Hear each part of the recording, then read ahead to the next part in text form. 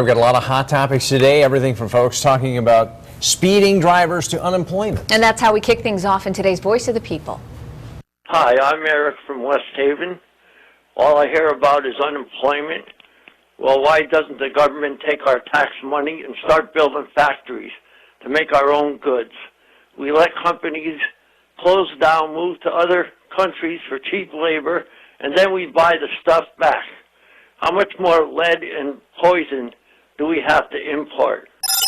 This is David in West Haven. I'm calling about the over 1,000 speeding and aggressive driver tickets handed out over the holiday weekend. I think those electronic traffic report signs you see on I-95 should just always read, idiots coming up behind you, dummies in front of you. Exits 1 through 93.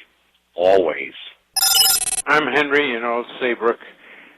In your early evening news, why do you insist, apparently, to have your news readers say coming up at 5:30 when it's already 10 minutes of 6? That's not only confusing, it's very annoying. Can't you just have them say coming up next or coming up later in the show instead of coming up at 5:30 when 5:30 is long gone? All right, now listen, Henry from Old Saybrook is annoyed.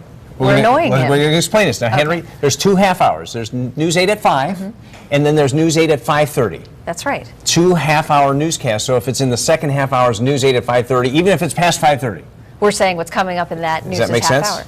What's coming up at 5:53, Darren? Well, let me tell you, Sonia, if you have something you want to sound off about, talk about big stories of the day, even something in our newscasts, like Henry, this is your chance. Just call our Voice of the People hotline. We'll air some of your messages weekdays during our 5:30 newscast. News 8 at 5:30. You can call us. Here's the number, 203-212-WTNH, and leave us a message.